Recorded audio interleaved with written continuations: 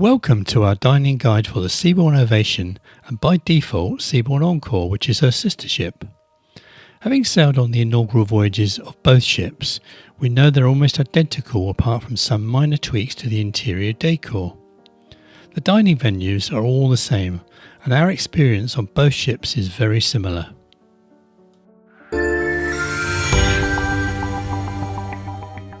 This dining guide was filmed on recent cruises in the Caribbean and the Mediterranean on board Seabourn Ovation. By the end of the video, you'll have a great insight into the dining options on board Ovation and Encore, which should help you decide where to go, the food choices available, and how it all works once you're on board. The venues in this video are served up in no particular order, but we'll share our views on each one. We'll highlight which ones offer breakfast, lunch and dinner, and where you can go for snacks and afternoon teas. We'll show you some sample menus and explain how the dining experience actually works. And of course, you'll get plenty of mouthwatering footage of the dishes themselves.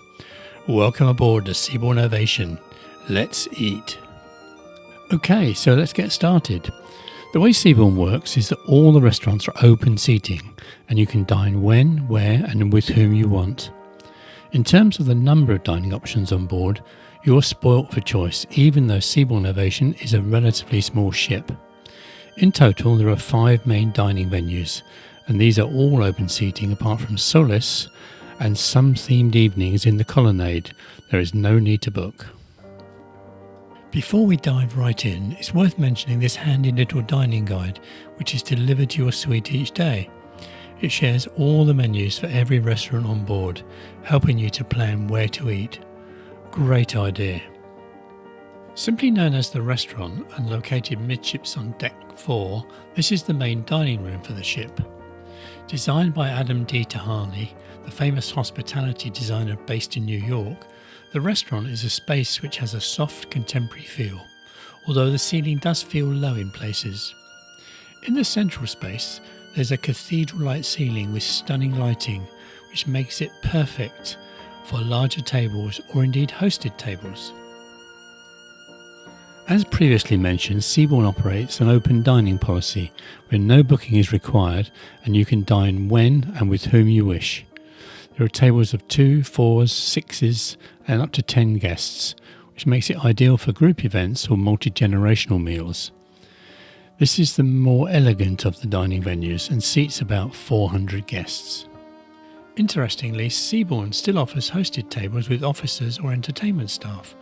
We really like this option and accept whenever invited.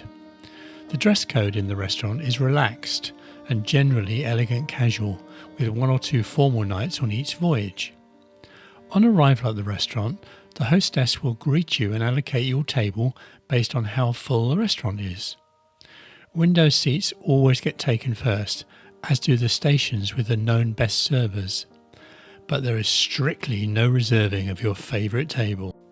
The table settings in the restaurant are simple when you compare them with other ultra-luxury brands, and generally consist of plain white charger plates and crockery. Each table has a red rose and Seabourn breadsticks adorn the table. These are very popular and so tasty. The dinner menu seems to have been simplified. There is a good choice of starters, main courses and desserts, plus cheese to choose from. We found there was always plenty of vegetarian options available. Sadly, the classic always available menu seems to have been discontinued, which we found a little surprising, as once in a while it's nice to have one of the old favourites like Caesar salad or steak or pasta choices. The restaurant opens for dinner each evening, but now only opens for breakfast and lunch on sea days.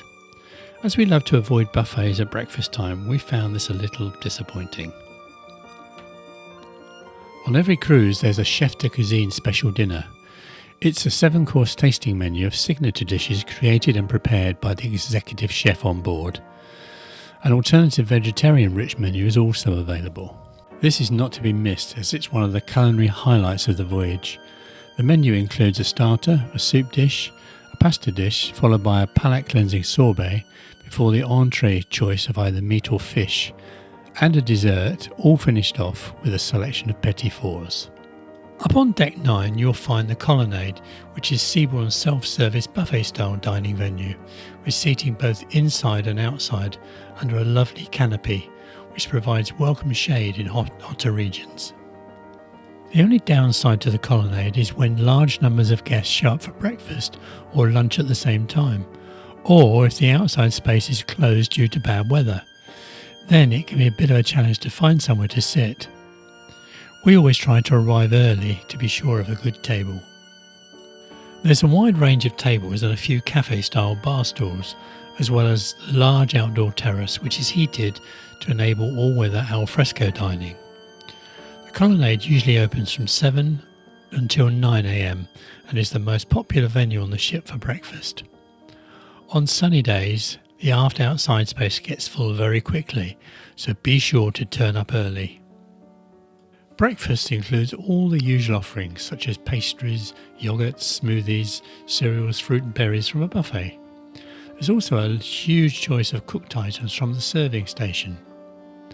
A small selection of a la carte items like pancakes and eggs can also be ordered from your server, along with teas and coffees.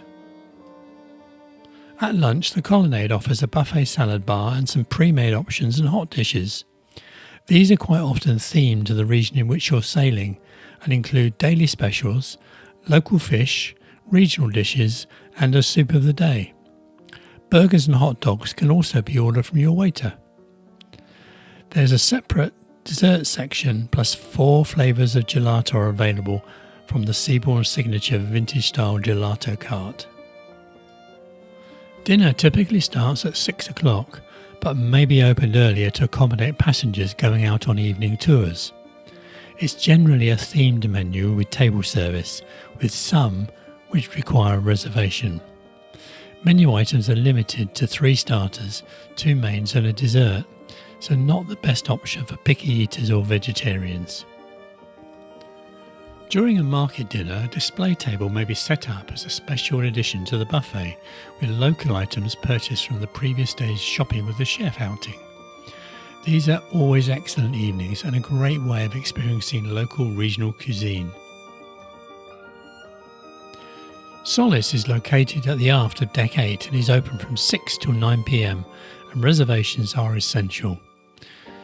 Solis does not open for lunch and you can make 1 reservation for every 7 days of your cruise.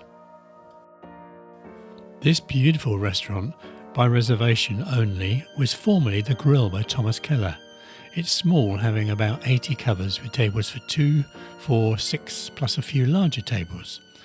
We're not big fans of the tables for 2 and found them to be a bit too small and frustratingly close to your fellow diners.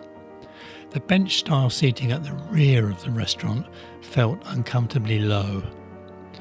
There's an outside space behind the restaurant for dining, but it didn't seem to be used much on our voyage. The crockery is more glitzy than in other venues and certainly portrays the upmarket Mediterranean feel of the restaurant. Offering an extensive menu of light, modern Mediterranean cuisine, which is full of colour and imagination, Solis is all about the culinary experience. It's a delightful break from some of the more traditional dishes offered in the restaurant, the patio and even the Colonnade. We love the panazella salad prepared at your table as an appetizer, and the branzino al sal, a whole Mediterranean sea bass baked in sea salt encrusted pastry and served with dauphinoise potatoes and grilled Mediterranean vegetables. Yum yum. This is a really special dish for lovers of good fish. The desserts were amazing, and Anita chose the naughty but nice vacherin glacé. With its truly al fresco theme and located on Deck 9 poolside, the patio is Seabourn's casual grill at one end of the pool. It opens for breakfast and lunch and converts to earth and ocean in the evening. Breakfast is more of a healthy option, with daily specials including loaded croissants, tagines, tartines, which are delightful open-faced sandwiches. There's also overnight oats and super bowls, which are a bit like a poke bowl. It's generally much quieter here than at the Colonnade, and for us makes for a very relaxing breakfast. A buffet-style lunch is available from 1 o'clock, with salads, pizza and daily specials like fajitas and grilled fish. There are also featured chef special events where the chef will prepare a local delicacy for you to try. We had the Moroccan couscous, which was divine. You can also order grilled items like burgers and hot dogs and fish of the day from the roving waiters. At night, the patio transforms into a pop-up venue called Earth and Ocean. Developed by Seabourn's culinary consultant, Chef Anton Egger, the concept features menus inspired by his world travels and rustic table settings designed by New York-based ceramic artist Win Noble. With its eclectic twist and outdoor seating, Earth and Ocean is the ship's most casual dining option. It's also the ship's late dining option and is normally open from 7 until 9 p.m. Menus change nightly throughout the course of the week and include 3 starters, 3 mains and 3 desserts, plus a vegetarian option. Some of our favourite mouthwatering dishes included oven-baked rigatoni pasta, garlic shrimps, blackened cod and Peruvian-style roasted salmon. The menu choices were exciting and perfect for the alfresco setting. While waiting for your food to arrive, it's always hard to resist the bacon-flavoured breadsticks, which are served together with sourdough bread and smoky chicken rillettes, which are dramatically revealed from a smoke-filled glass cloche. Sun-dried tomato paste and olive tapenade complete your nibbles board. All very theatrical, but can be a bit repetitive if you dine there often. If you're a bit sceptical about a pool deck dinner option, don't be. The food, the service and the setting are all up to Seabourn's high standards, and it's lovely to dine al fresco and watch the sun set as the ship sails. This can be a very popular venue, and although booking isn't necessary, we would suggest getting there early, especially on the night of the pool deck party or if the weather is particularly warm. While we're poolside, we simply must mention other Seabourn events that involve cuisine. The one key one, which usually takes place on the last evening of every voyage, is the salute to the team members, which is preceded by a wonderful display of Epicurean delights from the food and beverage team. This is always a special event and well supported by the guests. There's also other events and sailorways like this, and in true Seabourn style they're accompanied by canopies, plus other nibbles and the obligatory caviar, plus lashings of champagne. These events are organised into sections where you can enjoy not only canopies, but special drinks, desserts and cheeses, all prepared by the fabulous food and beverage team and served by the ship's officers. Next up is Sushi, which is located just off the main staircase on deck 8.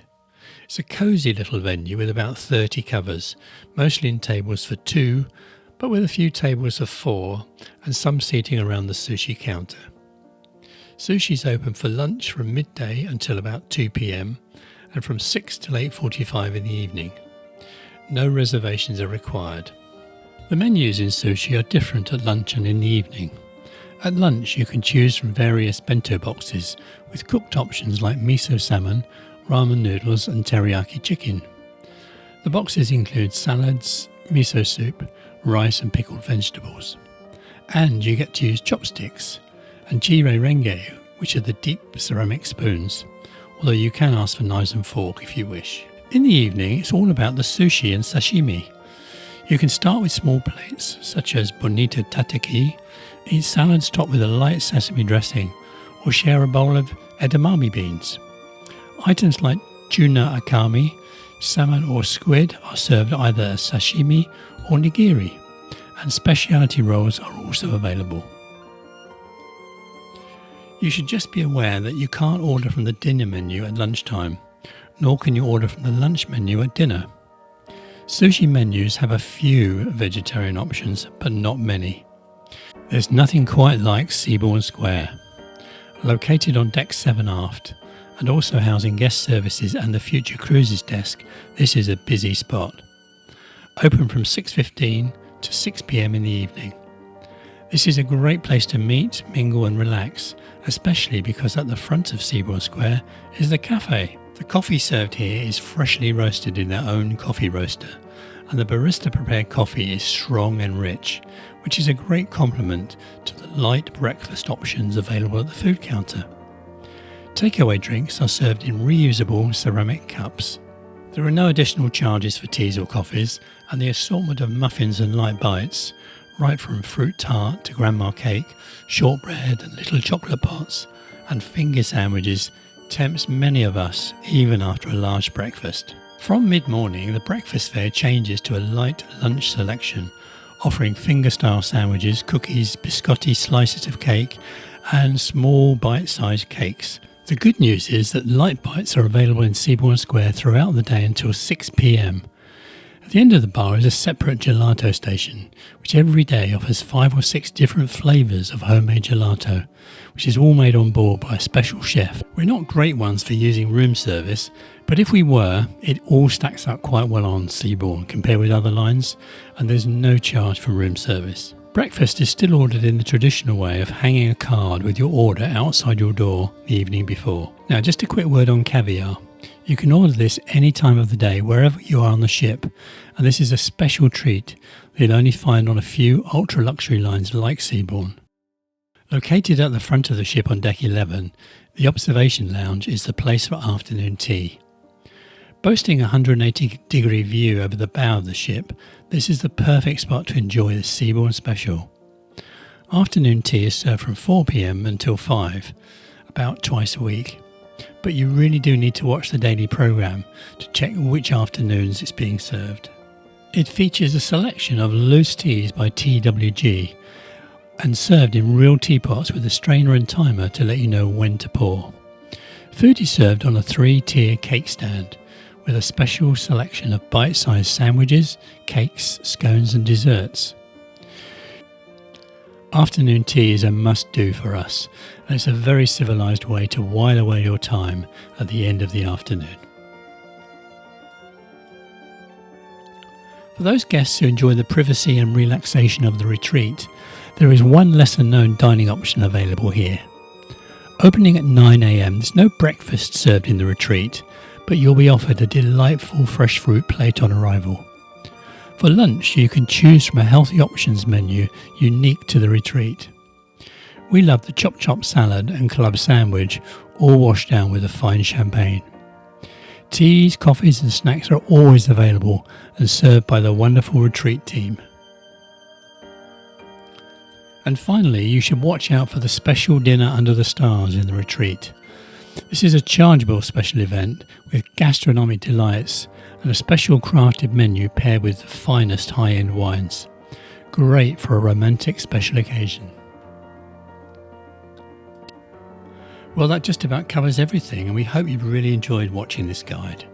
If you found it helpful, it'd be great if you could leave us a like and then subscribe to the channel for more luxury cruise content. Thank you so much, it's really appreciated. Bye for now.